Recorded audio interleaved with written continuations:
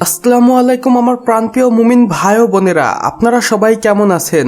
আশা করি মহান রাব্বুল আলামিনের অশেষ রহমতে অনেক ভালো আছেন।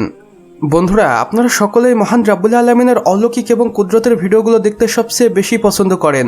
তাই আজকে আমি আপনাদের জন্য নিয়ে এসেছি মহান রাব্বুল আলামিনের এমনই কিছু অলৌকিক ভিডিও, যেগুলো দেখার পর আপনারা মন থেকে সুবহানাল্লাহ বলতে বাধ্য হবেন, সেই সাথে মন থেকে মহান রাব্বুল আলামিনের শুকরিয়া আদায় করবেন।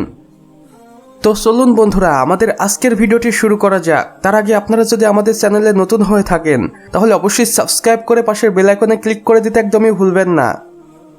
বন্ধুরা, মহান রাব্বুল আলামিনের এক অলৌকিক সৃষ্টি এই মাছটিকেই দেখুন, যেটা দেখতে কতটা অদ্ভুত এবং অ্যামেজিং। এবং এই মাছটিকে মহান রাব্বুল আলামিন এমন কিছু বৈশিষ্ট্য দিয়ে পৃথিবীতে প্রেরণ করেছেন যেটা শুনলে আপনারাই অবাক হয়ে যাবেন।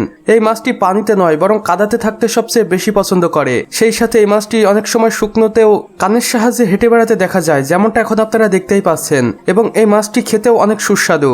এবং এই মাছটিকে সর্বপ্রথম আফ্রিকার একটি ডোবায় দেখা যায়। বন্ধুরা, এই অদ্ভুত দেখতে মাছটির জন্য হলেও আমাদের ভিডিওটিতে একটি লাইক করে দিন। আমার প্রাণপ্রিয় মুমিন ভাই ও বোনেরা, এখন আপনারা মহান রাব্বুল আলামিনের আরও এক অলৌকিক সৃষ্টি এই অজগর সাপটিকেই দেখুন, যে তার নিজের থেকেও একটি বড় প্রাণীকে গিলে নিয়েছে এবং পরবর্তীতে সেটাকে ওগলানোর চেষ্টা করছে। মহান রাব্বুল আলামিন অজগরকেই এমনভাবে সৃষ্টি করেছেন যে তার নিজের থেকেও বড় কোনো জিনিসকে অনায়াসেই গিলে নিতে পারে।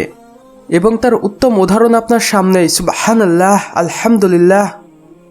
এবং এক পর্যায়ে অজগরটির এমন বৃহদাকৃতির প্রাণীটিকে ওগলাতে কষ্ট হয় এবং একদল সহৃদয় ব্যক্তি এই অজগরটিকে সাহায্য করে সেই প্রাণীটিকে তার মুখের ভিতর থেকে বের করতে, যেমনটা এখন আপনারা দেখতেই পাচ্ছেন।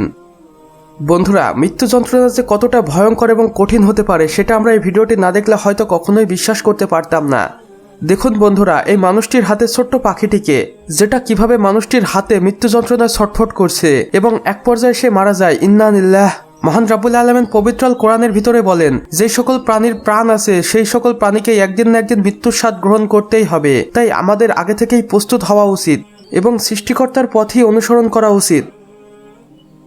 তো বন্ধুরা, আমাদের আজকের ভিডিও বাস এতটুকুই। ভিডিওটি ভালো লাগলে অবশ্যই একটি লাইক করে দিবেন এবং কমেন্ট বক্সে লিখে জানাবেন আমাদের আজকের ভিডিওটি আপনাদের কেমন লেগেছে।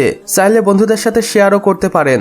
এবং আপনি যদি নতুন হয়ে থাকেন তাহলে অবশ্যই সাবস্ক্রাইব করে পাশের বেল আইকনটিতে ক্লিক করে দিতে একদমই ভুলবেন না। এতে করে আমাদের সকল নতুন নতুন ভিডিওর আপডেট আপনার কাছে পৌঁছে যাবে সবার প্রথমে। সম্পূর্ণ ভিডিওটি দেখার জন্য আপনাকে অসংখ্য ধন্যবাদ। খোদা হাফেজ।